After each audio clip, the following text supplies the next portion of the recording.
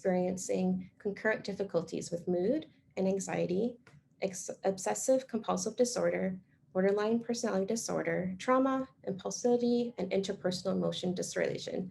So Kevin, Tara, we're honored to have you today. Thank you for being here with us, and I'm going to turn it over to you. Okay, so thank you so much for the warm introduction. I know both Tahira and I are really excited to be here and get to engage with everyone today. We're going to be talking about radical acceptance today and really trying to land this as a really foundational and core DBT skill. So we're really excited to be talking about it and hope you guys enjoy the material we prepared. So Trisha did a wonderful job with our introduction. So the slide is a little bit redundant, but just to follow up, I'm Tahira and that's Kevin over there. And the two of us are really excited to be here. We are both PhD students at the University of Toronto. Kevin is in his 4th year of PhD and he's going on internship next year. And I'm in the 3rd year of my PhD and I will be applying for internship next year. And we are both lab mates supervised by Dr. Amanda Ulizik in the Psychological Clinical Science program. Kevin and I are both DBT therapists as well as researchers. So you heard a little bit about bits and pieces of our dissertation. We're also involved in DBT treatment mechanism research, and we studied borderline personality disorder, as well as emotion dysregulation, impulsivity, and cannabis use for Kevin. Fun fact about us, I am a dog mom and Kevin is a cat dad. Kevin's got 2 cats. So over here is my dog Lily and Kevin's cat Marlo and Lemon, all of which are very cute fur balls. They help with our research all the time. They do. Okay, so here's like a broad overview of what we're hoping to cover with everyone today. So we really want to start off giving a really clear idea of what is radical acceptance? What do we mean when we're talking about practicing radical acceptance? And what don't we mean when we're talking about radical acceptance? The second point, we're really hoping to land, like, why is it important to practice this skill? And what is in it for you? Why does it make sense to apply this practice? And then we're going to do like a live demonstration together and a little role play. And we've tried to set it up in a way that also people at home are able to engage with the materials. We really want to give you an idea of how do we actually use this skill, and then touch on some kind of common difficulties people have with practicing radical acceptance and a few ideas for solutions around this. Okay, so just like Kevin said, we're going to start off by what is radical acceptance? So is anyone, and I know I can't see anyone's video, so maybe even through responding in the chat, is anyone here completely content with all aspects of their life and consider their life to be 100% perfect all the time? So it doesn't seem like anyone is, endorsing the fact that they're 100% happy all the time. I definitely don't fall into that category. And Kevin, what about you? No. Well, if one of you guys do know the secrets to happiness 100% of the time, please do let us know. We are both all ears. But until we kind of crack this secret formula, the concept of radical acceptance can be immensely useful for accepting your life as it is in the current moment, especially when you are not living the life that you want. Now, I'm not sure about you guys, but that sounds really tough. It sounds a little too good to be true, and honestly, maybe even a little magical. The idea with radical acceptance is to acknowledge what exists without anger, without grudge, without bitterness, and without necessarily having an attachment to a particular aspect or idea. So let's talk a little bit about how we do this. So the first thing when we talk about radical acceptance is complete and total openness to the facts of reality as they are. Now, the key word here is facts of reality. What do folks think when I say the word facts? And maybe you guys can respond in the chat. What comes up for you guys when you say the word facts? When I say the word facts? Truth. So when I think about facts, it always takes me back to middle school. science, when we learned about the scientific method. So facts, just like a lot of you have mentioned, and Brianna also wrote that information that is not altered by our emotional or psychological state. Yep. Facts are verifiable, testable, they can be proven, and they can be objective. So oftentimes there are these sneaky human experiences that like to masquerade as facts. And these can be things like emotions, thoughts, and things that we observe with our senses. So I'm going to share an example from my life that comes to mind when I think of radical acceptance. And a few years ago, prior to COVID, when I was traveling to the US to visit some family and to attend a wedding for one of my high school friends, I was really excited because I hadn't seen any of my high school friends in a while, and it felt like a really big reunion in addition to celebrating a friend. So I checked in for my flight, I checked in my luggage, which was 49.5 pounds. So it's a skill I have, it's an art of getting my luggage just under the 50-pound limit mark. I didn't experience any airport delays. I was able to board the plane. I had the whole row to myself, and I was feeling really good. When I landed 3 hours later in Texas and I was waiting for my luggage, in baggage claim, it was taking forever. I saw people from my flight come, go, pick up their bags, and I was waiting there.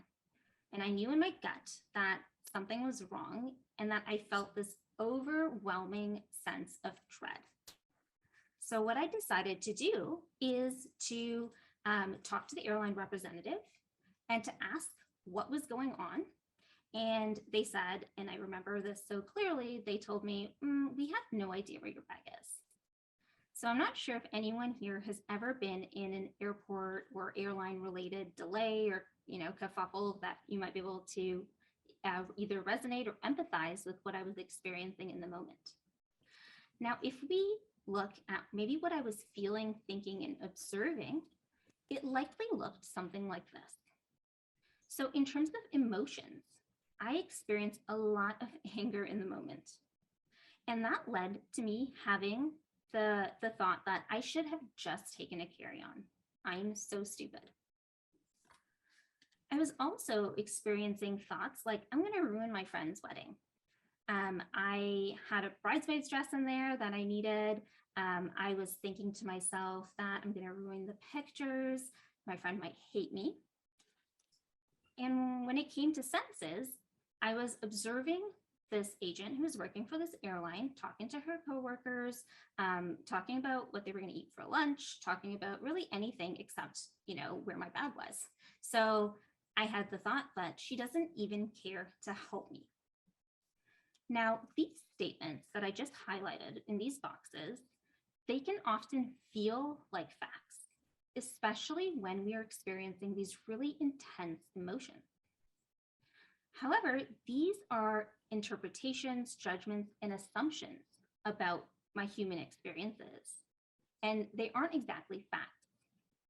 And I want to clarify that, my emotion of anger might be valid and might actually make sense in this situation. But just because an emotion makes sense doesn't necessarily mean that it's a fact. And in the same situation, someone else might have a completely different experience, have a different interpretation, even a different emotion. What would you say, Kevin? Have you ever been in an airline kind of debacle before? I can't think of one with the airline, but I can definitely think of an experience where a friend and I had coordinated on something. I remember she had an incorrect clock because of some time change. And I remember us being frustrated around timing and neither of us understanding why the other one was frustrated. We did not have the same information, even though we were going through the same experience. We had very different interpretations that made it really, really hard to engage with each other. So I definitely think I think Brianna said this very, very nicely in the comments that we can experience the same thing. The facts are the same, but the interpretations we make might be completely different and we might react to them in completely different ways. So another important point is that beyond just acknowledgement, radical acceptance needs to occur at multiple levels. So there needs to be acceptance with your mind, with your body, and with your soul. So in my example that I was mentioning, if I was trying to radically accept my reality where my luggage was lost, I would have to accept that there are certain things that are out of my control. And by doing so, I can prevent myself from being stuck in unhappiness, in bitterness, in anger, and even sadness, and reduce the suffering that I was experiencing. The other thing is to be able to acknowledge when you're rebelling against reality or responding with willful ineffectiveness. So by not accepting reality, I was meeting reality, or I was meeting my reality with resistance as opposed to acceptance. So if I come back to my example again, I can easily be stuck in non-acceptance and think about how unfair the situation is, how it's not my fault that my bags are missing. But at the end of the day, what I needed to remember was I needed a bridesmaid's dress. I likely needed some makeup, some basic clothes. And I also needed to acknowledge that I was angry and that I needed a chocolate bar. And I wanted to also be able to sit with those experiences without rejecting them. So we're going to expand on this concept throughout this webinar, and we're going to discuss ways in which to accomplish this. I just want to really briefly kind of attend to one of the comments that in the examples we've chosen, we're hoping this content will be helpful if you are a person experiencing symptoms of BPD, if you're a family member of somebody who experiences emotion dysregulation, or a therapist working with this population. So coming to this slide, we also really want to clarify what we do not mean when we talk about radical acceptance. The first point is often something we see coming up with clients when we first introduce this idea of like, does this mean that I'm approving of this? Does this mean I'm okay with what is happening right now? And like, that could be like, I didn't do what I needed to do. Like, you don't get it. I made a mistake. How can I accept that? I'm just resigning myself to it. Or on the flip side, like maybe someone has really pushed past my boundaries. They're using language that I'm not okay with. We really want to make sure that we're saying when we're talking about radically, deeply accepting your experiences, that does not mean we approve of them. It does not mean we're okay with them. It doesn't mean we're attending to them with compassion or love, that we like these things. And it doesn't mean that we're resigned or we're passive. We're not just saying this is how things are and we're stuck with it. We want to say this is our current landscape. This is what we are dealing with right now to help us springboard into some change behaviors. If we think about Tahira's example, Tahira doesn't want her luggage to be gone. She doesn't want to sit with like, I should have. If she gets stuck with those shoulds and the anger, she's still out at bridesmaid's dress. She doesn't get that candy bar that she needs. Sitting with that frustration kind of opens the doors to allow for these other experiences, but really making sure we're not missing that radical acceptance skill because we're confusing it with something like approval or passivity. What are the things that we think need to be accepted? So we don't have to accept all of our experiences, but we do want to accept facts that we described a little bit earlier, and specifically things that have already happened in the past, things that are happening in the present, even if we don't like them. Those things have already occurred and we cannot change them. We also have to accept limitations on the future. However, those are only going to be reasonable probabilities. If it's something like, I'm never going to figure out dating, I'm never going to know how to cook things properly, I don't know that we have to accept that. If it's something like, if I get old enough, my hair is going to fall out, my hair is going to turn gray, that is something that I'm going to have to accept. If I have a child, like that child is going to grow up. I cannot make that not happen. So those would be things we have to accept as well. And then this is actually a really core theme within DBT, that everything has a cause, including undesirable and painful events. So trying to adopt a perspective of saying that shouldn't have happened. If I zoom out, it might actually make a lot of sense that that situation happened, even though with every grain of my being, I did not want it to. On the right, we have a visualization of something in DBT that we call a chain analysis. And it's basically just a skill that we use to try to understand, like, how did we get here? How did this event happen? To really approach it from an angle of understanding. If we use Tahira's example, we might look at things that happened with her earlier in the day, things that happened in the airport that may have contributed to her luggage getting lost and the way that she was reacting to it. Maybe even some of Tahira's life history might have contributed to the way that she reacted. There might be connecting pieces in between sort of these different things that are happening that leads to Tahira's behaviors later on. She would actually have those behaviors that happen. So her luggage is gone, she's engaging with these baggage claim people. And depending on how she does that, like what are the additional consequences she has to deal with? If that baggage person is furious at her, like maybe now she has to wait a little longer in airport security. So really when we zoom out, we take in the context of the situation, but also us as unique people in our lives, it's often going to make a lot of sense why things are the way that they are. The reason why we want to accept that is it's going to be so hard to shift those chains, to shift those behaviors, or get what we want without being able to see what we're working with or why things go the way that they do.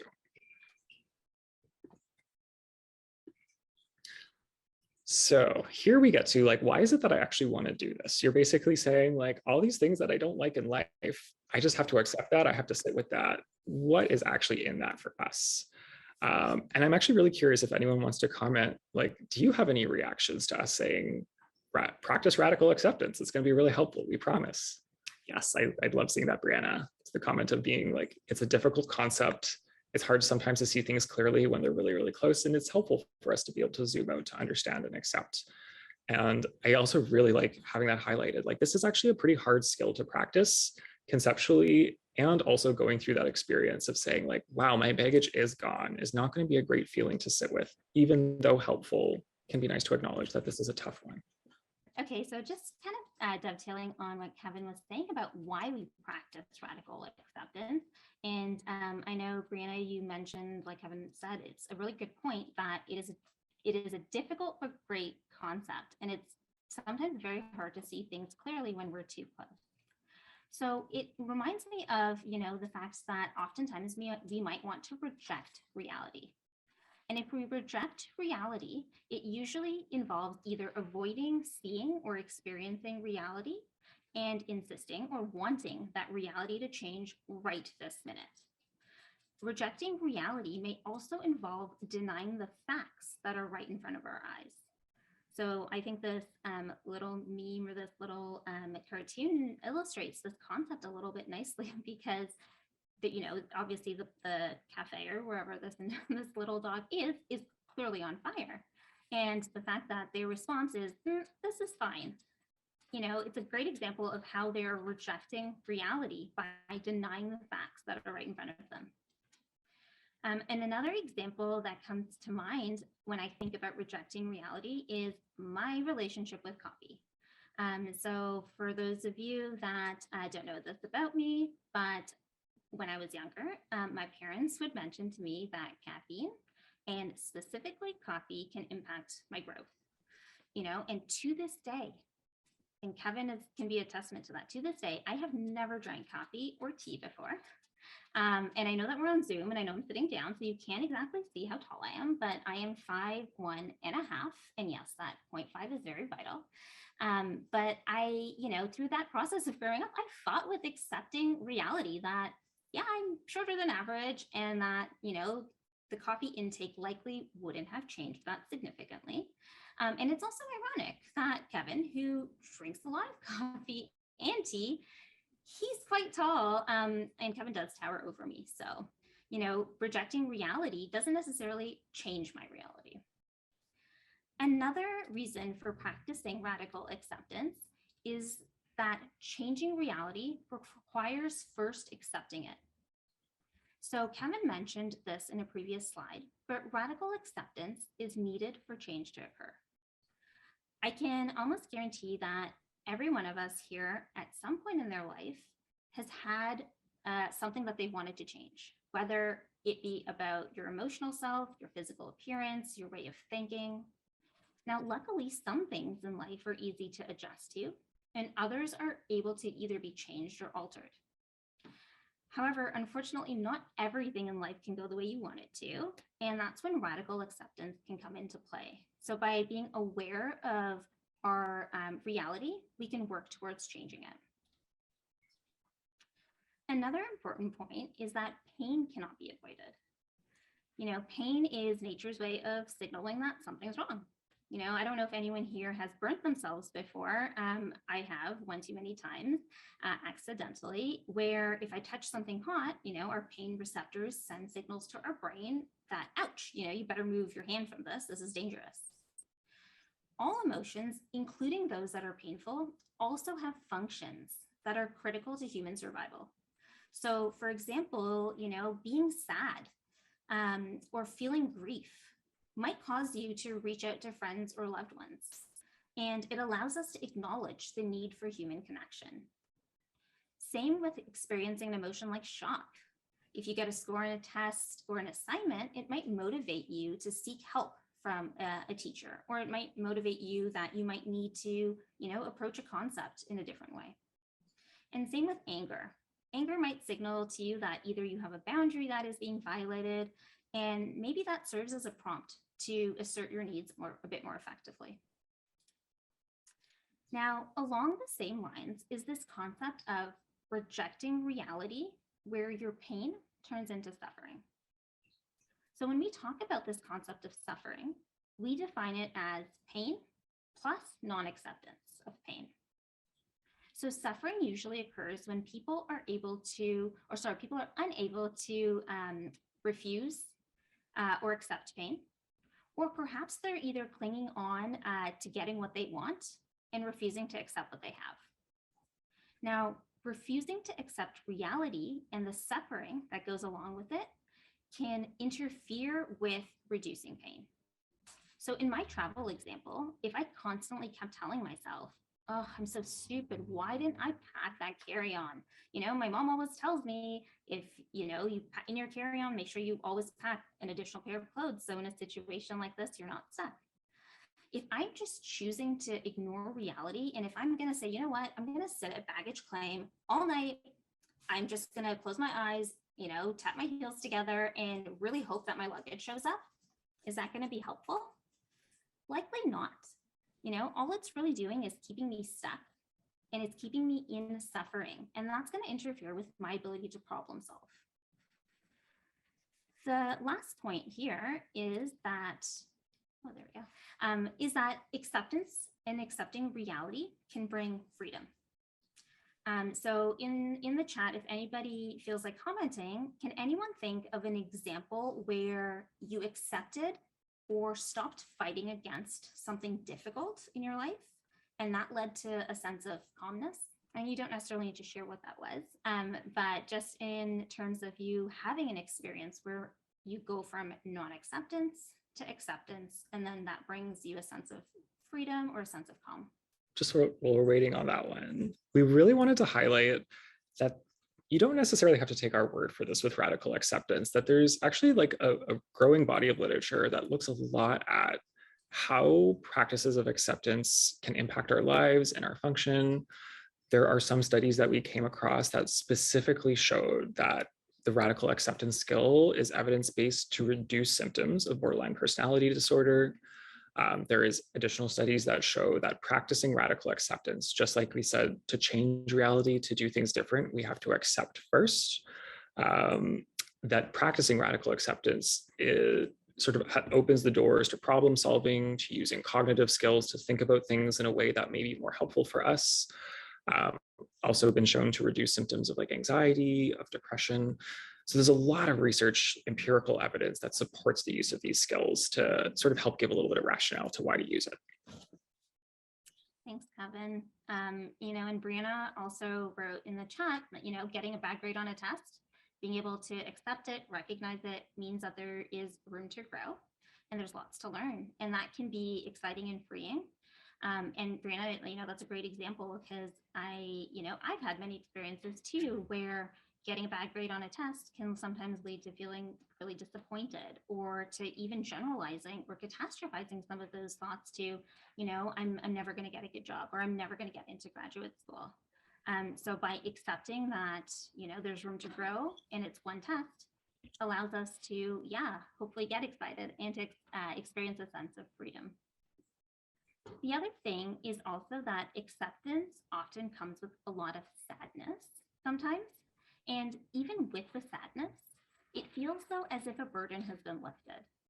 I'm not sure if anyone has experienced grief, but this is something that I think is a common experience when it comes to something like grief. Grief is one of those tricky emotions that the grief doesn't necessarily ever go away. Especially the memory of a loved one, or the longing to see or be with a loved one that is no longer. But when you're able to kind of work through some of your grief and to process it, even though you've experienced a lot of sadness, that acceptance allows you to feel a sense of calm. And usually, once radical acceptance has taken place, people tend to feel a bit more ready to move on. Okay, so Tahira and I are going to do a role play right now. So we're going to actually try to model what practicing this skill looks like in the context of a therapy session. We also want to encourage everyone, if you can take a few moments and think about one or two experiences that you would actually like to accept as something that you're interested in, but it's a tougher one. As we go through the example, we're hoping parts of the exercise, including a acceptance focused meditation we'll do, will also be applicable to the experiences you're having. We also want you to think about, from 0 to 5, how much are you able to accept that right now? And does that shift a little bit? Even what would it look like if 0.05% I'm able to accept that a little bit more as we go through the exercise together? Okay, so just as you guys are thinking about it, Tahira and I are going to get started. Okay, so Tahira, what was it that you were mentioning was going on for you this week? Kevin, I mentioned to you that, I've been having a little bit of a tough time. I don't know. Sometimes it's just hard to even figure out the words to talk about it. But, I know that I've talked to you about my sibling before, and how, I often feel like I'm just doing so much for them. And it's really difficult to constantly just feel so, like I have to do everything for everybody. And yeah, I don't know. Sometimes I just don't have the words for it. So I'm really hearing there, it sounds like you're just at your wit's end. There's so much of your energy that is going into, and do I remember right, is it your brother? It is my brother, yes. Okay, and do I also have this correct? You're pretty close with your brother, you really care about him a lot? I am. We're about 18 months apart or so. So, I've got two brothers, and, I'm pretty close with both of them. So yeah, for sure. And I think maybe that's another reason why I'm feeling really, just angry and kind of annoyed, that I have to do so much. And, it's just frustrating.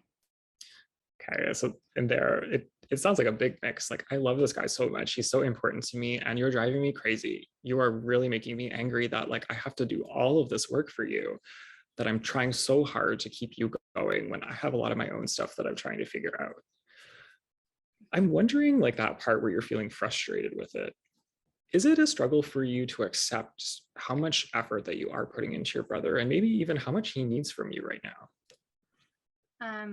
I mean, yeah, not only I guess am I struggling to accept it, I think it actually just makes me really upset because, you know, I he's not that much younger than me. We have the same parents, grew up in the same household, yet somehow it's like his ability to take on responsibility is really just, non-existent. And a lot of stuff falls to me because of it. And, I know I've mentioned to you in past sessions where he just decides to, smoke weed and, drink alcohol and, oftentimes even self-harms a little bit too. And it's just unfair that when he gets really dysregulated and he goes and uses those kind of tools, I'm just stuck then to have to be the one that's functioning all the time. So it's that kind of stuck feeling where it's not fair. It's hard to come to terms with that situation. And, I'm also hearing in there, it does sound like you understand where he's coming from. You both lived through a lot of these same really hard experiences together. Neither of you had great role models of how to be able to cope with things, how to be able to regulate your emotions. It sounds like it kind of makes sense that he's relying on substance use and self-harm when he's having a really hard time. At the same time, it's kind of confusing for you. because you're not struggling with those things in that same way. Do I have it there, or am I missing some important pieces? I mean, yeah, you're definitely right. Like, but at the same time, like, even though everything you mentioned makes sense, it's just, how is that my fault? You know, it's like I still have to take on this added responsibility where I feel like I'm parenting him all the time. And it's really difficult because I often feel guilty. And, it's just so unfair.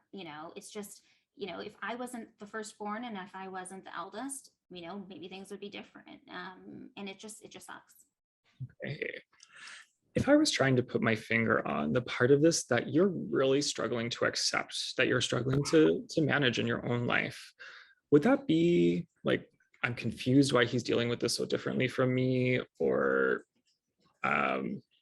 like another part of that you've described? What would you say is the piece that you're struggling the most to be able to accept? I mean, yeah, I guess I'd say, yeah, like, why can't he just get his life together? Why does he check out when things get difficult? And like, why am I stuck? Right. I think another part is just like, it's just not fair that I have to be, just have to be the one to kind of, deal with these things.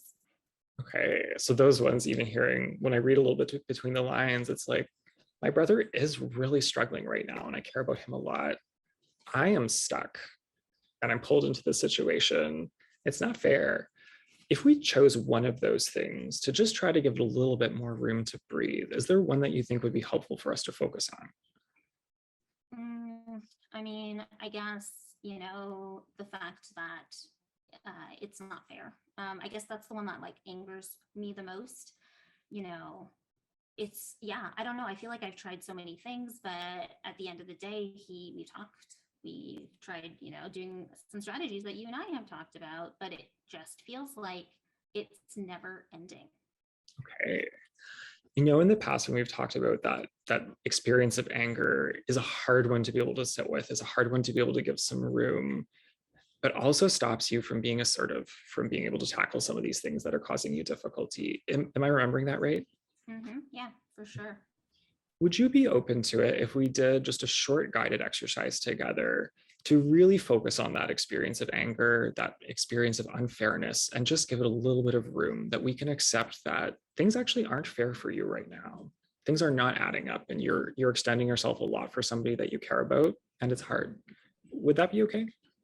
I mean, it definitely sounds good. In all honesty, it actually sounds a little uncomfortable. I'm not quite sure you know, how comfortable I am with experiencing it. But I mean, we've been seeing each other, and you've kind of been guiding me for a couple of years now. So okay, I guess Kevin, I'll trust you. Okay, I really appreciate that you've got that faith in me. And if I can highlight, like, it probably is going to bring up some uncomfortable feelings. And I just want you to be able to attend to those and let them be there. So I want you to just get yourself comfortable. If you're feeling safe and it's acceptable to like allow your eyes to close, feel free to do that. If that's not feeling like it's okay for today, just kind of focusing on an unfocused spot in front of you. And I want you to bring awareness into the sensations in your body when we're thinking about this unfairness that you're supporting your brother so much now. Take a few moments, just scan yourself from head to toe, notice what you're feeling and where it is, looking for some of those uncomfortable sensations, maybe some of the ones you notice you tend to turn away from. Is there one that you can notice bothering you the most, whether it's a lump in your throat, knot in your stomach, some tightness in your chest, tearing in your eyes? Just scanning. And when you found one of these sensations, I want you to observe it with curiosity, like you want to understand an interesting new phenomenon, like you've seen it for the first time. Just noticing, where does it start? If you drew a line around it, what would it look like? Is it on the surface? Does it go inside? Where it's stronger or weaker? Does it pulse? Does it vibrate? Is it heavy, hot, cold? Just take a few moments in some silence, just attending to this experience and allowing yourself to observe it. For the next piece, I just want you to breathe into that sensation that you're focusing on. Imagine almost like you're making a little extra space in your body. There's room for some of that unfairness, that anger. The slower your breaths, the better. Taking some deep breaths and fully emptying your lungs before breathing in. These breaths are not going to get rid of your feelings, Tahira, but they will give you a center of calm in the storm and hold you as that storm blows until it passes. Just continuing to let yourself breathe slowly and deeply, and imagining as if that breath is going right into that sensation, giving it some more room to exist, to spread, to be comfortable. Feeling your breath flowing into and around it, maybe noticing some loosening up around that sensation. For the last part, I want you to practice really allowing that sensation to be there. Even though you don't particularly like it, you don't want it to be there, I want you to practice just letting it be. It's very reasonable that your mind might start commenting. It might start saying, get away from that. We don't need to go there. And I want you to just notice those urges to push it away and say, thank you, mind. Thanks for trying to protect me, and come back to observing that experience. It may be really hard just noticing those urges to fight it, to push it away, and allowing that to be part of your experience right now. As you're doing that, just notice, is the sensation changing at all? We're not trying to get rid of it, but it might change by itself, and that's okay. If it is not changing, if it's staying just the same, that is okay too. Getting rid of it is not our goal. We're here to make peace with it, to allow it to be there, even though we don't like it, we don't want it. So just for a few more moments, focusing on the sensation as you breathe deeply into it, noticing those urges to push it away, and practicing that allowance. If you do this at home for homework, you might repeat this process, scanning your body again, looking for different sensations. For now, when you're feeling comfortable, gently opening your eyes. So how did that go for you, Tahira? Yeah, it was a bit interesting. I noticed when you told me to kind of do a bit of a scan that I acknowledged and realized that I was, clenching my jaw a lot. And I don't think I ever really noticed I was doing that. I also noticed that my fists were kind of clasped shut. And then I was also experiencing, the sensation in my stomach. Which is interesting because I never really, I guess, take the time to slow the process down and to, be able to see how my body was responding to my experiences. Okay. Did you notice any urges to resist it, to push it away? Was it hard? Was it easy? It was not easy. I will tell you that.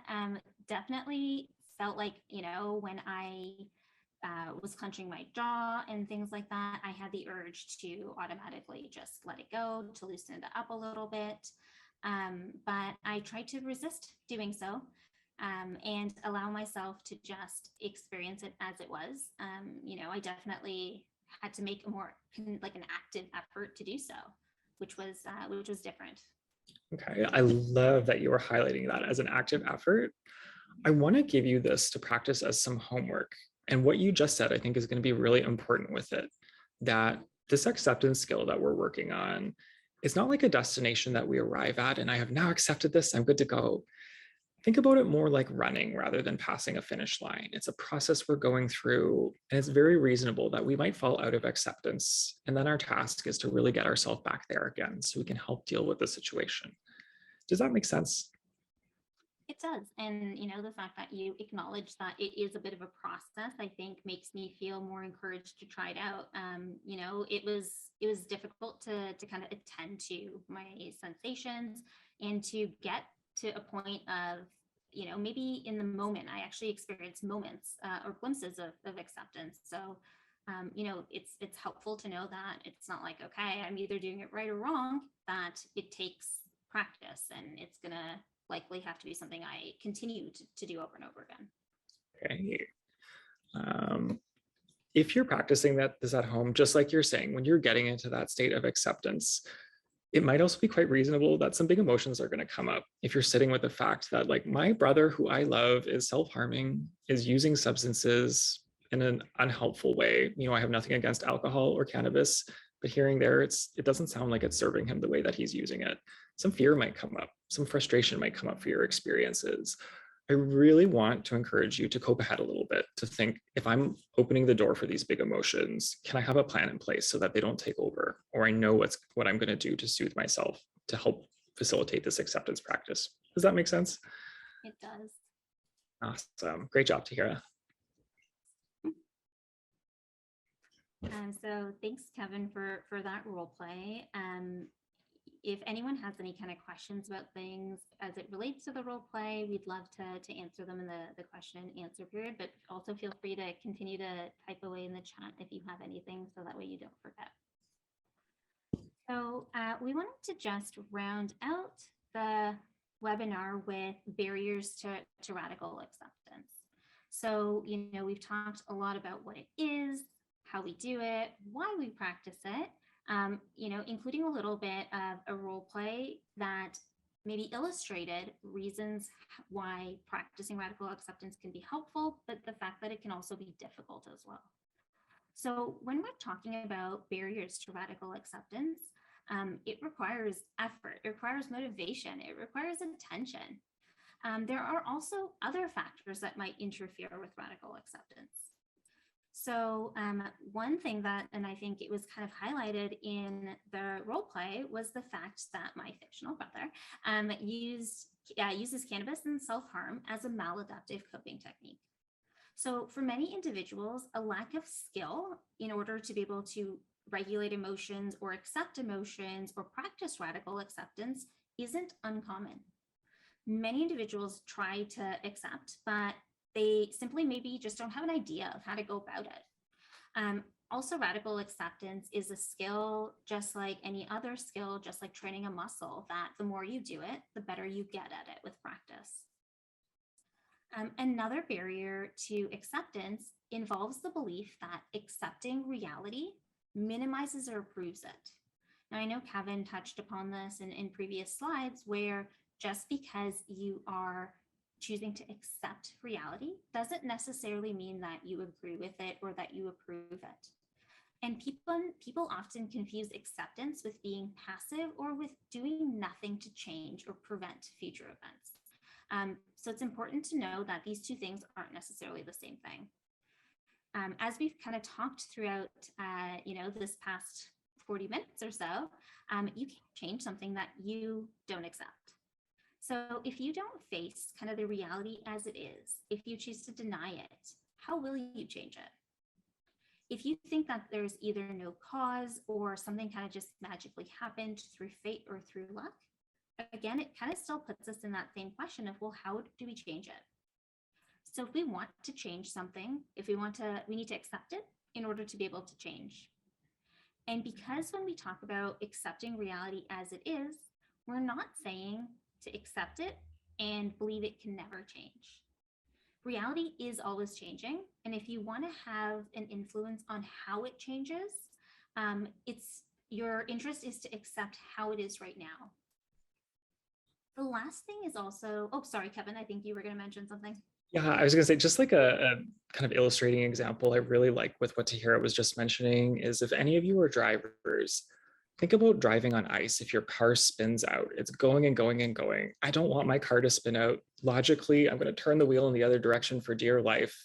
I'm just going to keep spinning and spinning and spinning. That counterintuitively, I want to lean into the spin. I want to go in that direction so I can then get some traction and turn my way out. And that's basically what we want to do with this radical acceptance skill. We want to lean into what our experience is, get that information, so then we can then get ourselves back out. If it is Tahira, how is she going to manage with the needs from her brother? How is she going to support her brother? If we can acknowledge that this is actually happening. Thanks, Kevin. The last point is also strong emotions. So, often situations and circumstances lead to very intense emotions, and these can be any types of emotion, positive or negative. And intense emotions can interfere with acceptance. because you may feel that accepting will lead you to experience maybe unbearable or overwhelming pain, sadness, anger, and maybe at the event or maybe at the person or group of people that caused that painful event. Just like I was explaining with my example of the airline, even having this like rage or injustice of the world, like it's not fair. Why do bad things always happen to me? Why me? You may also feel kind of overwhelming shame about who you are or guilt maybe about your own behavior. So one thing to be able to acknowledge is, being able to acknowledge and recognize when you're experiencing strong emotions, and being able to use another DBT skill, such as like either check the facts, which allows you to, work through your emotion in a sequence to determine if your emotion is justified. And if it is justified, being able to problem solve so that you can kind of get your needs met. One maybe really, really quick thing I would add on to that. Sometimes like the language Tahira is using, if our emotion is not justified, it might be a really good signal that like I'm reacting to like a past traumatic experience I've had. It may make a lot of sense why I'm reacting the way that I'm reacting, but it may not be helpful. And sometimes even stepping back and thinking like, if I'm accepting these traumatic experiences that I've had in the past, maybe like abuse that I'm experiencing right now, it makes a lot of sense that some grief can come up, fear might come up. If I sit with, I've lost somebody so important to me, we want to prepare for that emotion that is going to come up. That really makes sense in that context.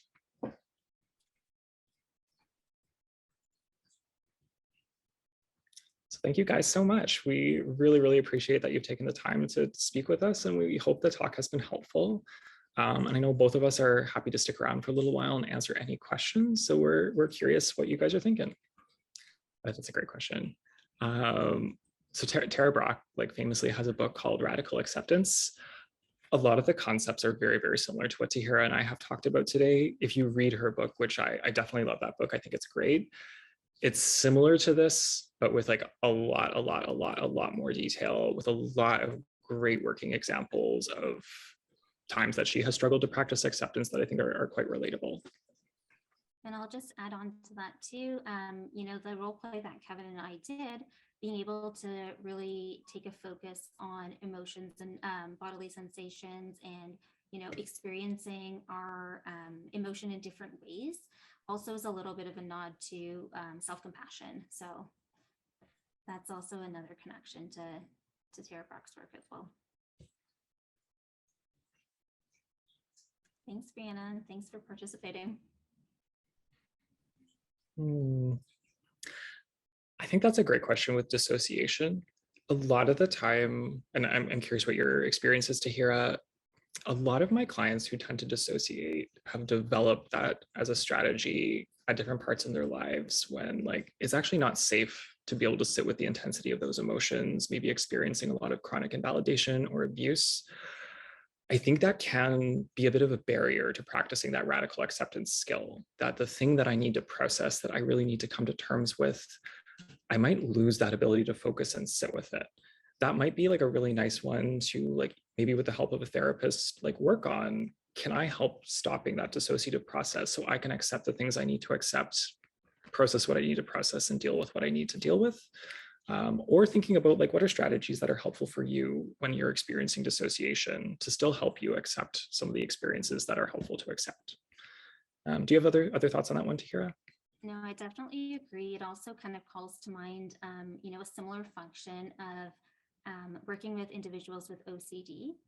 Being able to avoid is similar to the function of disassociation when it comes to either individuals with BPD or individuals who use disassociation as a kind of coping tool. So, kind of similarly as you would approach, exposures, like Kevin was mentioning, with the help of a therapist, being able to intentionally evoke maybe certain situations or certain emotions and to walk through them a bit more systematically, where the therapist can help control maybe the intensity of the emotion that the individual is experiencing. But I definitely agree with Kevin that it can be a barrier. However, it can also, there are many tools that can be used to work with it as well. And just to kind of tack on with that, if you're like looking to do that work with a therapist, if you have somebody that you already have a good relationship with, fantastic. If you're looking to get into it with somebody, I would really encourage you to think, like, what do I need to feel safe with this person to allow myself to get into that experience? And feeling entitled to look for a therapist who can give you that. I think there's also some options to like just message us in the chat if you don't want to put your name out. If you did have some questions, we can also answer those anonymously. So thanks to Peter for your question. I believe, and Trisha, you can correct me if I'm wrong, that this will be uploaded to the website, and you can be able to access it through there. Yes, so it'll be uploaded to our website, and I'll stick that link in our chat. And also, we can definitely email everyone the recording as well. All right, so I guess we can wrap up, and yes, definitely send those questions over. We'll send it over to Kevin Tahira. We'll send the recording off. Thank you again for this great presentation. It was, thank you for the attendees for joining us today and participating in the discussion. We appreciate you guys being here. And just remember, yes, go to our website. You can find future webinars and events. And that's it from us. Be well, stay safe out there, and thank you for attending.